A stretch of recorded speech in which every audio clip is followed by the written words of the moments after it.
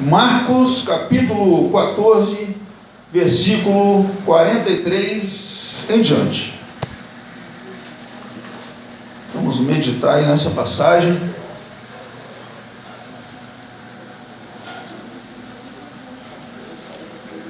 Quem encontrou, dá um glória a Deus. Glória a Deus. Oh, aleluia. Vamos lá, meus amados. Jesus é preso nessa passagem.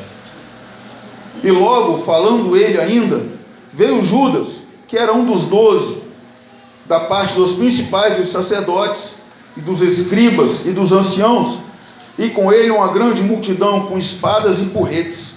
Ora, o que eu traía tinha lhe dado um sinal, dizendo: aquele que eu beijar, esse é, prendei-o e levai-o com segurança. E logo que chegou, aproximou-se dele e disse-lhe: Rabi, Rabi, e beijou-o. E lançaram-lhe as mãos e o prenderam.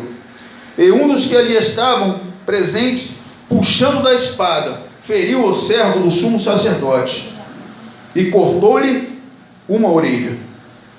E respondendo Jesus, disse-lhes: saístes com espadas e porretes a prender-me como a um salteador? Todos os dias estava convosco, ensinando no templo, e não me prendestes. Mas isto é para que as escrituras se cumpram. Então, deixando-o, todos fugiram. E um jovem o seguia, envolto em um lençol sobre o corpo nu, e lançaram-lhe as mãos. Mas ele, largando o lençol, fugiu nu. Amém, irmãos? Glória a Deus. Pode fechar sua Bíblia. Amados, esse texto relata a prisão do nosso Senhor e Salvador Jesus Cristo para cumprir as profecias. O capítulo 14 começa com Jesus em Betânia, na noite de quarta-feira, na semana que ele seria crucificado, que nós conhecemos hoje de Semana Santa. Então, na quarta-feira, Jesus estava em Betânia, uma cidade aproximadamente uns 15 quilômetros, 10 a 15 quilômetros distante de Jerusalém. E nessa noite, Jesus jantou na casa de Simão, o leproso. E enquanto ele estava na mesa, veio uma mulher com um vaso de alabastro, com unguento, e quebrou aquele vaso e derramou aquele azeite sobre Jesus. Pessoas, seus discípulos, muitos até dizem que foi Judas, porque era ele o tesoureiro, reprimiu aquela mulher, dizendo que ela não deveria quebrar aquele azeite, jogar em Jesus, já que era um azeite muito caro, e que ele poderia ser vendido e dado o dinheiro aos pobres.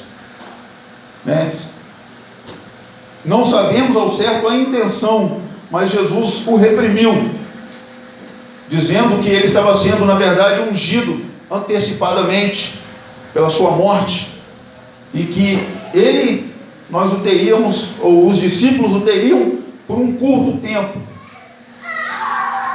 mas que os pobres sempre teríamos. Sempre vamos ter os pobres, disse Jesus.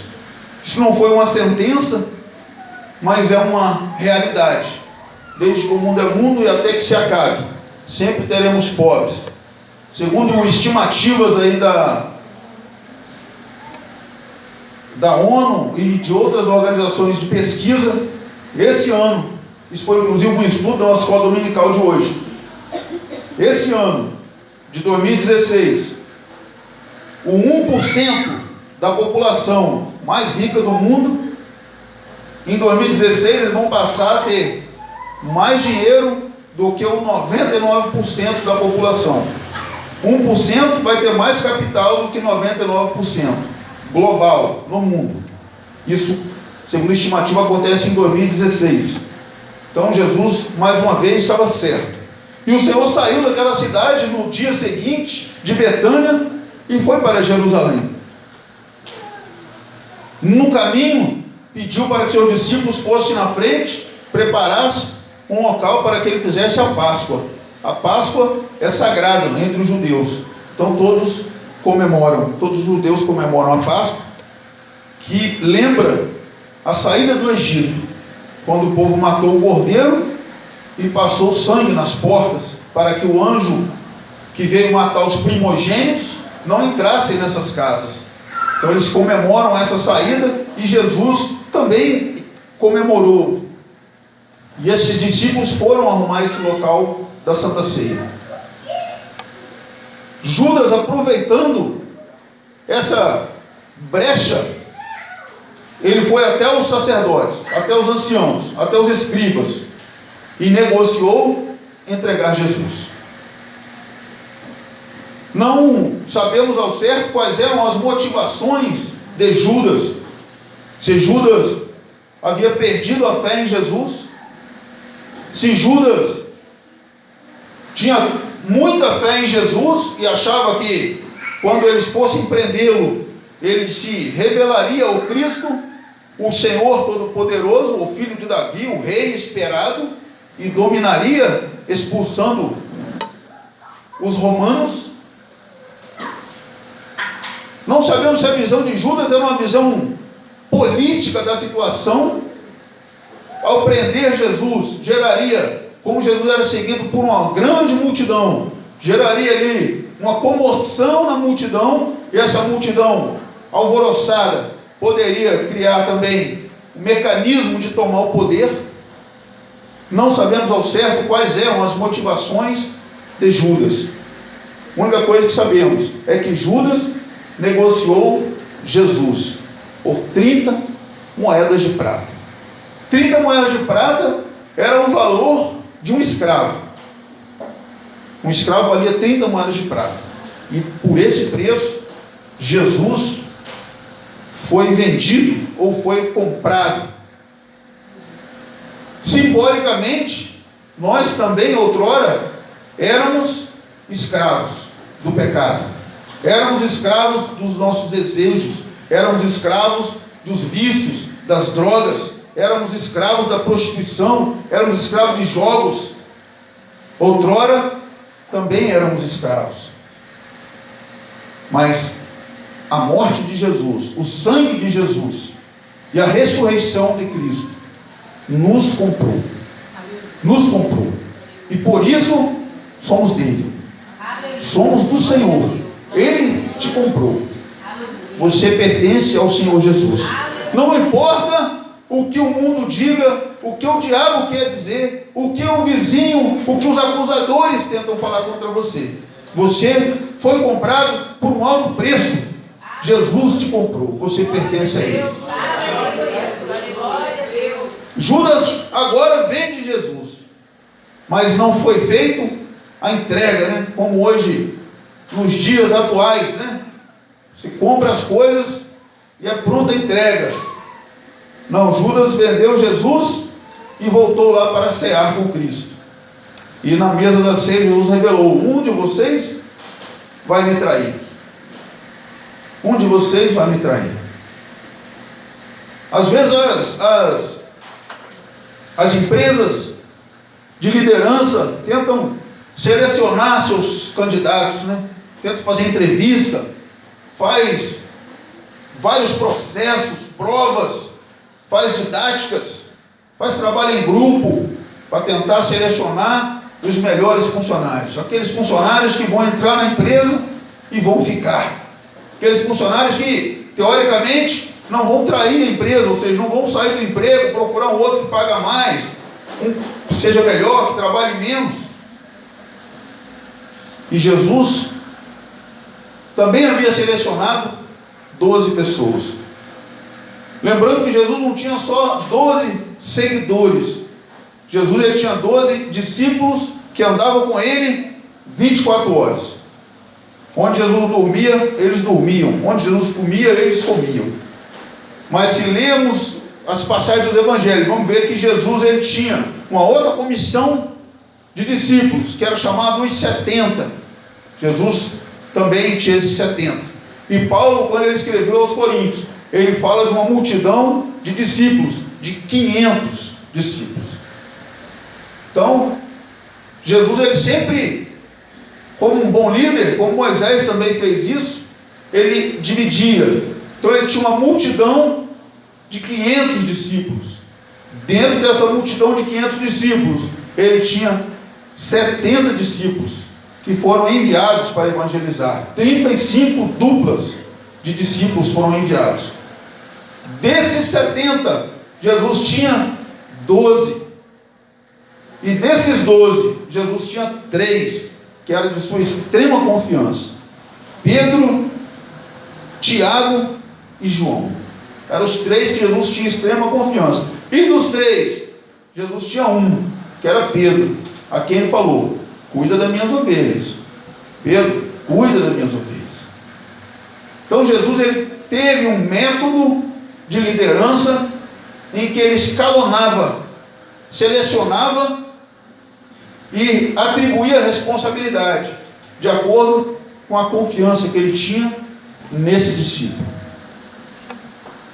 Após a Páscoa, Jesus levou os seus 12 discípulos para o Getsemane. Levou Getsemane, alguns textos bíblicos dizem que era um bosque, outros textos bíblicos dizem que era um lugar onde tinha uma plantação de oliveiras. E Jesus foi com seus discípulos para lá. Deixou 9 discípulos em um determinado lugar desse monte. E pegou os 3 de sua confiança e subiu um pouco mais. Vem aqui que vocês vão orar comigo. Subiu, chegando em determinado ponto, ele falou: vocês 3 ficam aqui, mas ficam vigilantes. Fiquem vigilantes. Eu vou subir mais um pouco para orar. O que nós aprendemos com essa passagem? Que por mais que em alguns momentos nós vamos estar em grupo em oração, vamos estar com nossos amados irmãos, com a igreja, com a nossa família orando, mesmo assim é importante você tirar um minuto, um tempo, sozinho, você e Deus. É importante você tirar um tempo para você e Deus sozinho, você conversar com Ele, confessar seus problemas, seus pecados, suas dificuldades, falar com Ele os seus sonhos, falar com Ele os seus projetos. E Jesus fez isso. Diz a passagem que Jesus estava agoniado, a sua morte, a sua alma estava agoniada até a morte. Porque ele estava, eu posso usar até essa expressão conjecturando, ele estava ansioso. A ansiedade às vezes mata mais do que o problema. A pessoa vai fazer a prova do vestibular amanhã, hoje ele já nem dorme, fica tão ansioso, amanhã vou fazer a prova, se preparou o ano todo, mas é tomado pela ansiedade. E Jesus, sabendo o que o esperava, ele também estava agoniado, posso dizer, estava ansioso. E ele orava. Pela terceira vez ele voltou aos seus discípulos que estavam dormindo e disse: já é chegada a hora, aqueles que vão prender já chegaram. Então chega o seu discípulo Judas, aquele que ele havia escolhido, junto com os sacerdotes, junto com os escribas, junto com os anciãos, e uma multidão carregando tochas e porretes. Mas por que as tochas? Se eles iam crucificar Jesus, eles não iam cremá-lo, não iam botar fogo nele. As tochas é porque estava escuro, já era tarde da noite, já era talvez de madrugada.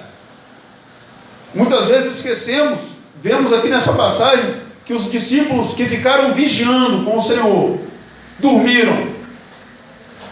E às vezes achamos, muito obrigado, varão, Deus te abençoe, achamos fraqueza desses homens, porque eles não puderam vigiar 1 hora.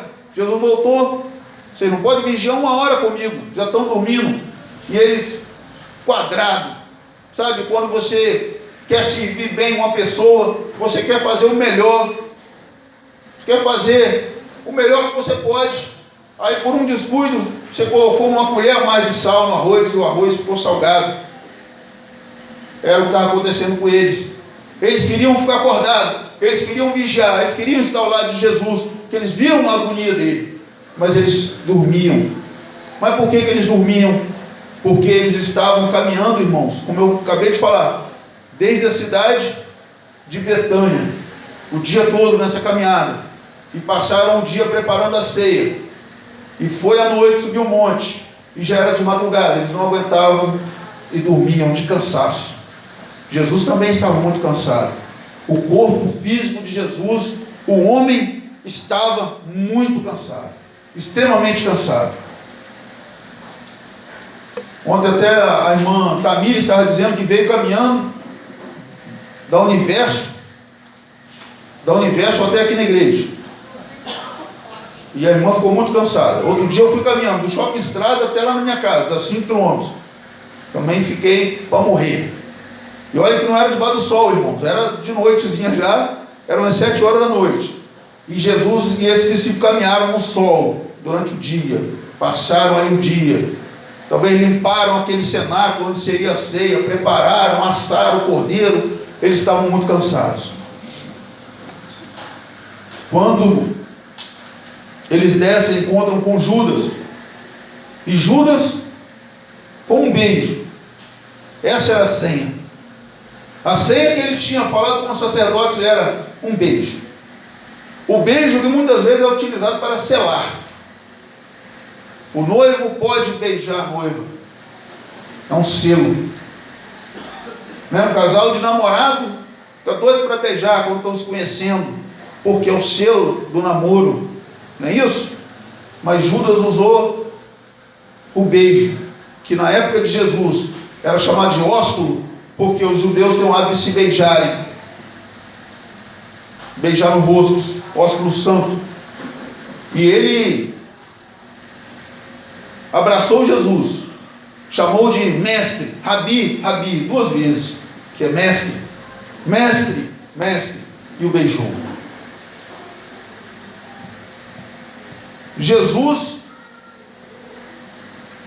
tinha ali seus 12 discípulos, 3 anos e meio esses homens andando com Jesus, pessoas que o próprio Jesus selecionou. Como disse ele em uma certa passagem, lá em João 17, foi Deus quem me deu, e aqueles que o Senhor me der, não vou perder nenhum, ele falou. Homens selecionados por Deus, 3 anos e meio andando com Jesus, e ainda tinha um deles, como diz o texto, que carregava uma espada. Aquele homem carregava uma espada. Mas 3 anos e meio andando com Jesus, esse homem ainda andava armado. Eu lembro de uma época, talvez uns 20 anos, há uns 20 anos, eu era presidente da mocidade da minha igreja,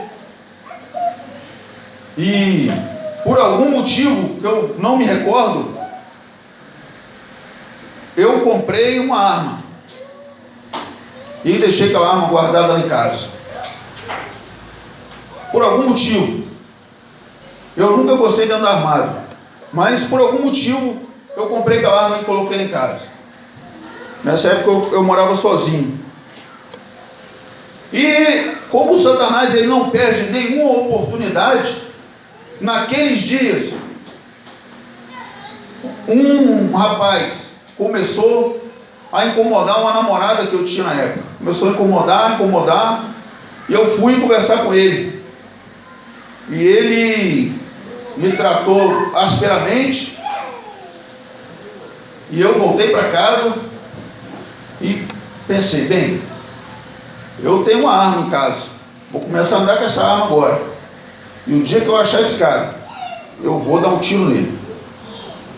E eu era presidente dos jovens da minha igreja, e comecei a andar com essa arma diariamente, até que um dia Deus falou no meu coração para mim não andar mais com aquela arma, que eu não deveria odiar aquele rapaz, que aquilo ali, Deus abriu meus olhos, era uma armação de Satanás. Então eu desfiz daquela arma e comecei a orar, comecei a fazer uma campanha de madrugada, 30 dias de madrugada em oração, em favor daquele rapaz, que agora ele queria me matar, mas eu já não queria mais nada com ele. Pelo contrário, eu queria que Deus o abençoasse. E comecei a orar em 30 dias de madrugada por aquele jovem. Ele era mais ou menos da minha idade, e a minha igreja não era muito longe da casa dele, era uns 2 ou 3 quarteirões a minha igreja da casa desse rapaz. E ele era usuário de droga, tinha lá, né, os problemas dele, que eu não era meu amigo, então eu sabia de longe, que as pessoas me falavam: ó, toma cuidado, fulano é usuário de droga, está andando com tal pessoa. E eu abandonei aquela arma, troquei uma bicicleta, para ficar livre dela, troquei numa bicicleta e entrei em oração. Com poucos dias, irmão, vou dizer uns 20 dias que eu estava orando e jejuando em favor dele, ele entrou na minha igreja, num culto de jovens, e aceitou Jesus. Ele aceitou Jesus na minha igreja e foi ser ovelha do meu rebanho, que eu era o presidente dos jovens. Então, como Deus trabalha, como o Senhor pode mudar o coração das pessoas. Tanto eu odiava ele pela circunstância, e ele também me odiava a ponto de um querer matar o outro, mas o poder da oração mudou o meu coração.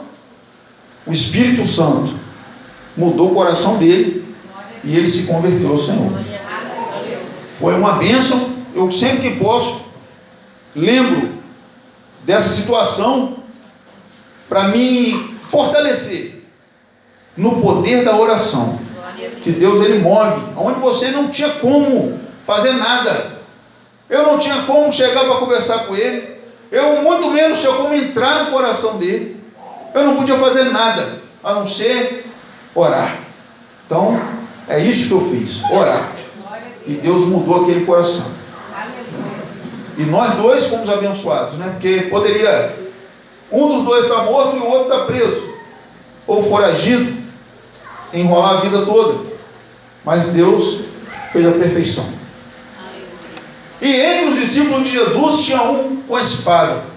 Segundo João escreveu, era o apóstolo Pedro, aquele que Jesus mais confiava. Aquele que Jesus mais confiava para cuidar das ovelhas, tinha uma espada. E quando eles prenderam Jesus, Pedro sacou da espada e cortou a orelha de Malco. Jesus o repreendeu, pegou a orelha e colou no lugar. Tem pessoas que é muito incrédulo, irmãos. Jesus fez um milagre ali, colou a orelha daquele homem, mas mesmo assim as pessoas o prenderam e o levaram embora para ser crucificado. No texto diz que todos os discípulos fugiram. João diz que Jesus pediu para que liberasse os discípulos, como se dissesse: vocês só procuram a mim, deixem os meus discípulos irem embora. João escreveu isso. Enfim, Jesus ficou sozinho, foi abandonado. Mas, como lemos, tinha um jovem que o seguia. Tinha um jovem, no versículo 51, que o seguia. E ele estava envolto em um lençol.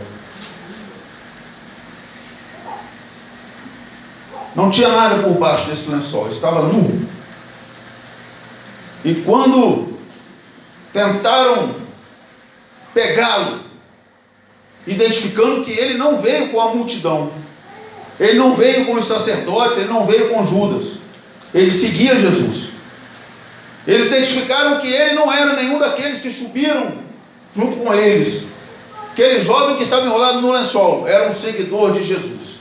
E eles tentaram pegar esse rapaz, mas ele abandonou o lençol. Ou seja, quando seguraram pela roupa, ele soltou o lençol e correu nu. E eles, como ficaram perplexos, atônitos, não conseguiram nem correr atrás dele para pegar. Irmãos, eu vi esse texto, esse jovem coberto por um lençol, mas por baixo, nu. E eu fiquei pensando muito nesse versículo. Meu Deus, por que Marcos escreveu isso? Procurei nos outros evangelhos, ninguém escreveu isso, só Marcos. Por que ele falou desse jovem?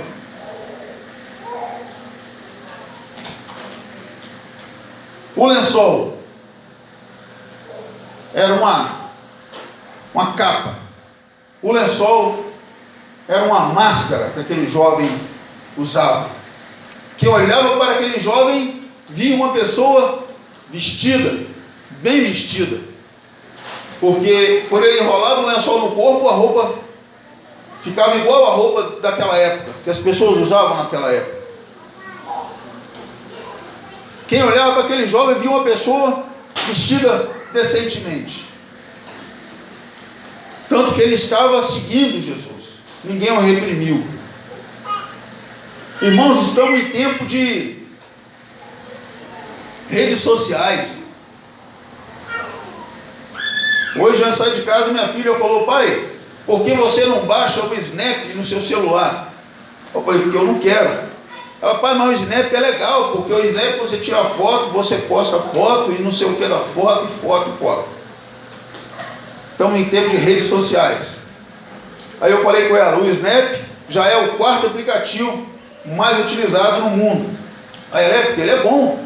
Eu falei: pode ser, mas eu não quero. A geração das redes sociais, irmãos. Você olha as redes sociais, a pessoa está lá rindo. Olha as redes sociais, a pessoa está arrumada para a festa. Olha as redes sociais, a pessoa está na beira da praia. Você olha nas redes sociais, o casal está abraçado, se beijando, está num jantar romântico. Você olha uma foto nas redes sociais, a mãe e o filho estão ali abraçados, estão fazendo churrasco, estão se divertindo. Estamos na geração das redes sociais. E esse jovem aqui representa essa geração. É uma geração em que você vê uma imagem, uma máscara, uma capa, um lençol. Por baixo está nu. Por baixo não tem nada. Quando o Senhor escreveu a carta à igreja de Éfeso, ele falou sobre isso.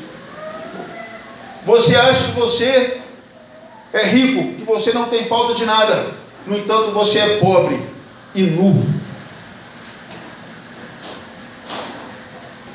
A nossa geração, a geração que tem prevalecido, é essa geração das imagens, das poses. As pessoas não têm mais conteúdo.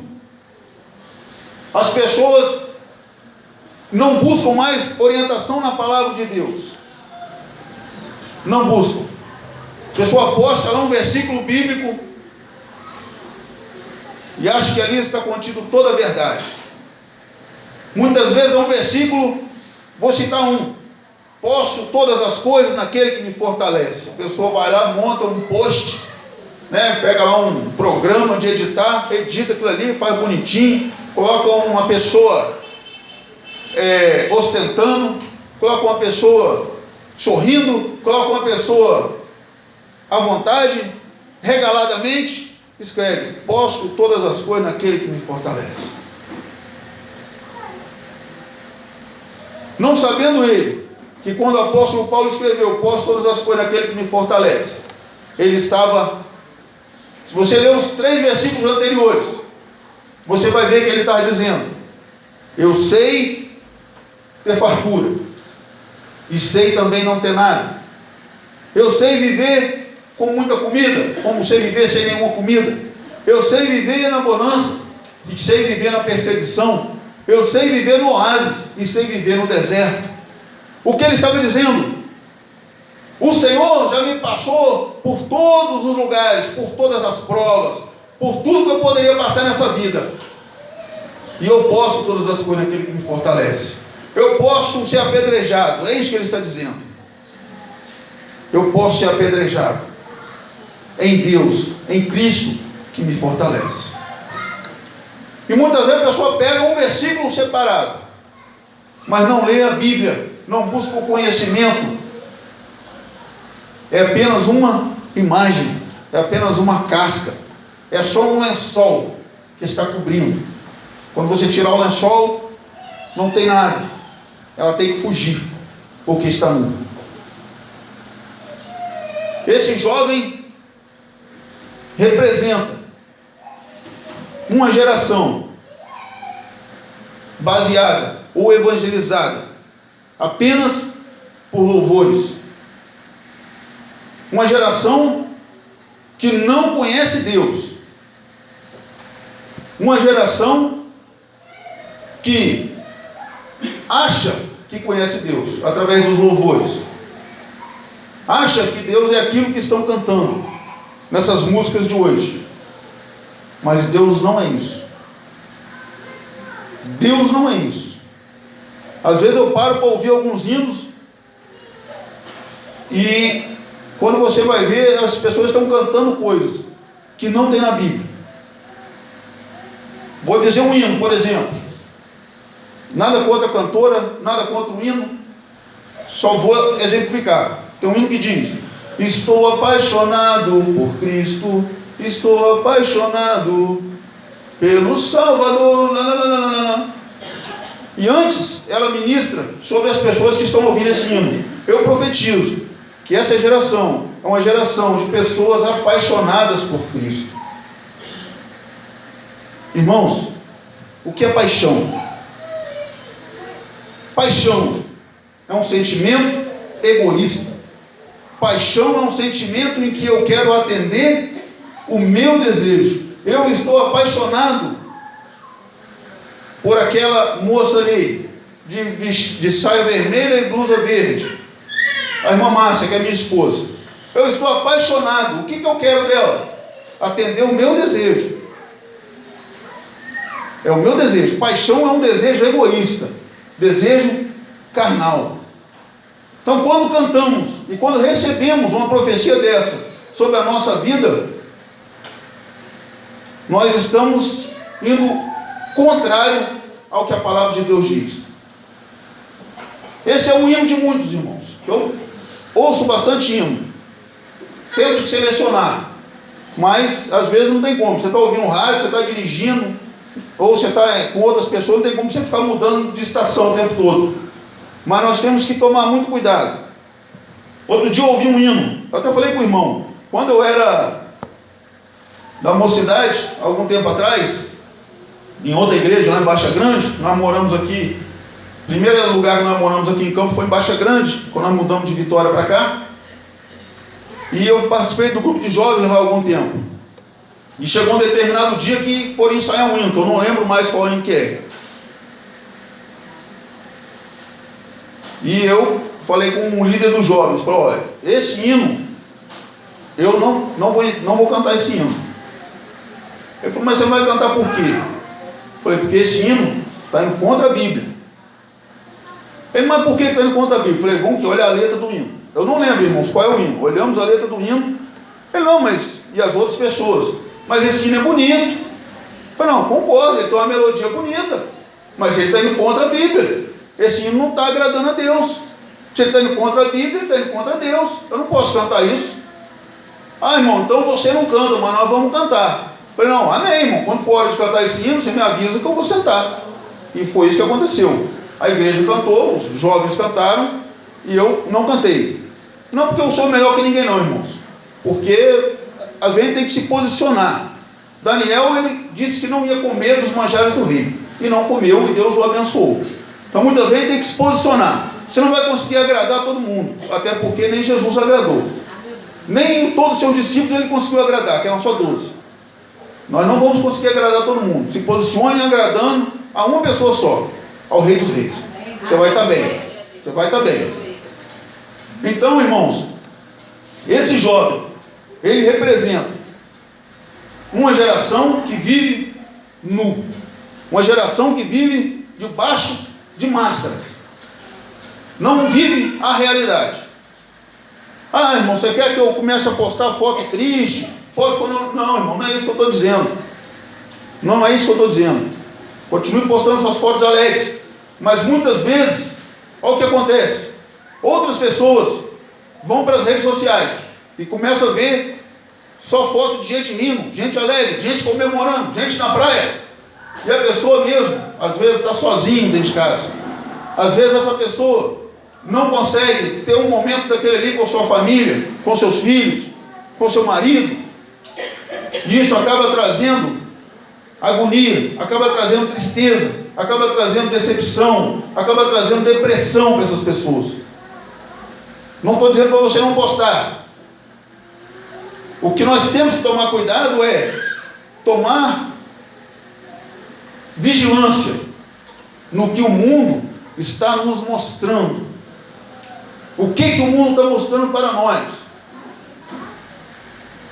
Há alguns anos, a TV brasileira ficou preocupada em colocar um casal homossexual na TV, numa novela. Ficaram preocupados de cair o ibope. Não, vamos colocar devagar, vamos colocar um trechinho de poucos segundos e vamos ver a reação. Irmãos, hoje não tem nenhuma novela que não tenha um casal homossexual. Todas as novelas têm. É o que eles estão tentando, irmão? Irmãos, estão tentando passar isso aí para dentro da sua cabeça. Talvez na sua ele não vai conseguir, porque você já é bem grandinho. Mas os seus filhos, que não têm maturidade para interpretar essas cenas, eles vão começar a achar que isso é normal. Não, isso é normal. Mas por que, meu filho, que é normal? Ah, não sei. Porque algumas idades eles não conseguem discernir a realidade da ficção. Então eles vão ver ali a novela. Meu avô, ele foi criado na roça, ele era índio. E quando ele estava idoso, ele foi morar lá em casa. Eu não lembro se eu já contei isso aqui, mas se eu contei, eu vou contar de novo. A gente assistia TV. E ele olhava para a TV. E ele falava assim: meu filho, essa moça da TV só fica olhando para mim. Não vou, ela está olhando para todo mundo. Não, eu vou para lá, ela está olhando para mim. Eu volto, ela está olhando para mim. Ela só olha para mim. Por que será? Porque ele era ingênuo, irmãos. Ele não tinha essa malícia que nós temos. Ele era uma criança. Ele era indígena, foi catado lá no mato. E às vezes nossas crianças estão sofrendo esse tipo de pressão. Se os irmãos olharem estatísticas, o número de jovens até 17 anos que se suicidam está crescendo exponencialmente, irmãos. E não é em um país só do mundo, não. É no mundo todo. A estatística é muito parecida. Por quê? Porque as pessoas estão recebendo imagens e elas não conseguem viver igual aquelas imagens. Elas não conseguem viver felizes como elas vêem nas redes sociais, como elas vêem no Snap, como elas vêem no Facebook, no Instagram. Não conseguem. Isso causa o quê? Feridas. As pessoas estão ficando feridas. Ah, irmão, mas isso é inveja. Não, irmão, não é inveja. Pode também ter inveja nisso, mas não é só inveja. Muitas vezes é porque a pessoa também tem sonhos. A pessoa também quer chegar em algum lugar. E as gerações não estão sendo preparadas. Está chegando. Estatisticamente hoje, uma criança de 12 anos tem mais informação do que um homem de 35 anos tinha nos anos 70. Uma criança de 12 anos. Um homem dos anos 70. Um homem que nasceu no ano da minha sogra, 1934. Nos anos 70. Ele teria 35, 36 anos. Uma criança hoje de 12 anos, que nasceu em 2002, tem mais informação do que esse homem de 35 anos dos anos 70. É muita informação. E o que está acontecendo? As pessoas não conseguem processar essa informação, não só no cérebro, na alma. Não conseguem processar isso na alma. E isso está ferindo, como roendo a alma das pessoas.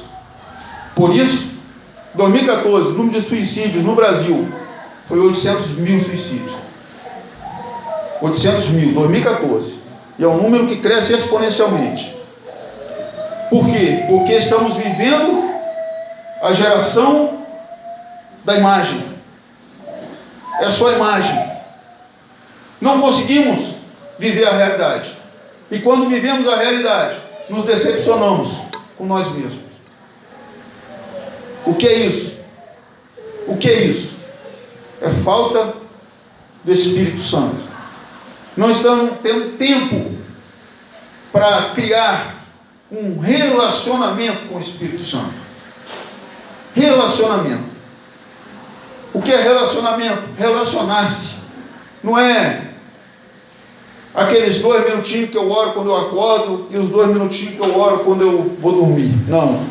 Porque se eu tratar minha esposa desse jeito, ela vai me largar. Ela vai falar, esse camarada tem outra.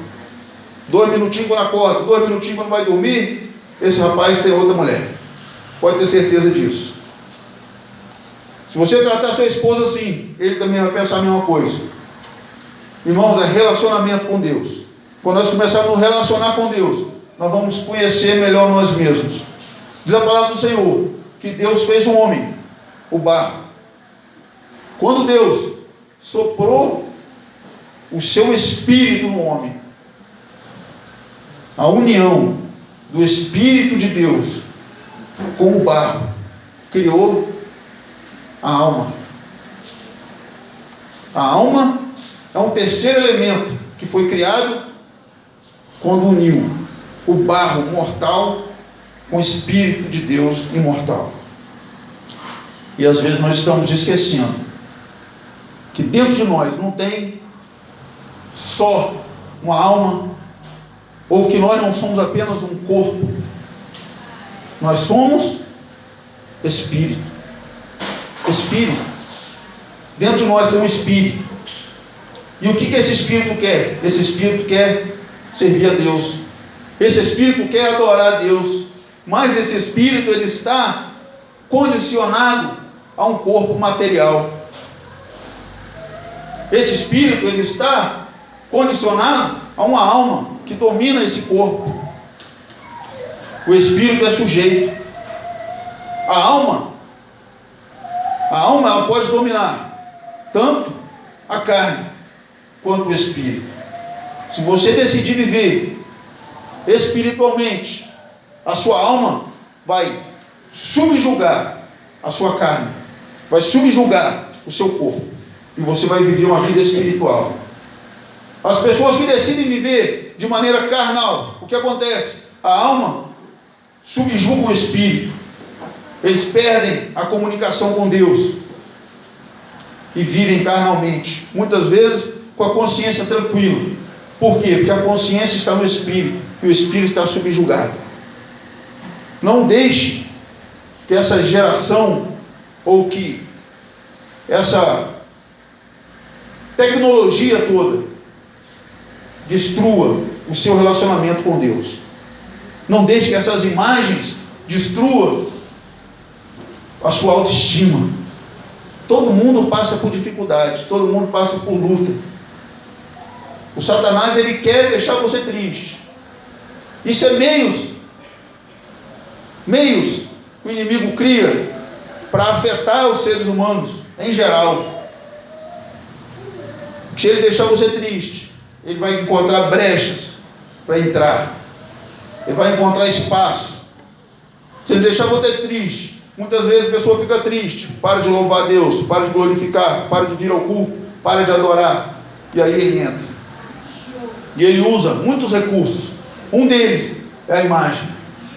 A imagem que a TV passa para você, que as redes sociais passam para você, que a moda passa para você. Não deixe essas imagens cauterizar o seu relacionamento com Deus.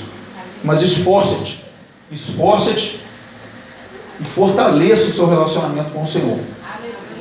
Ele morreu por você, Ele te comprou, Ele entregou a sua vida em troca da sua. Ele te comprou quando você ainda era um inimigo dele. Ele te comprou. Então não perca esse relacionamento. Não deixe que nada atrapalhe o relacionamento com Deus. Amém? Glorifica o nome do Senhor. Aleluia. Graças a Deus, irmãos. Eu louvo o nome do Senhor mais uma noite.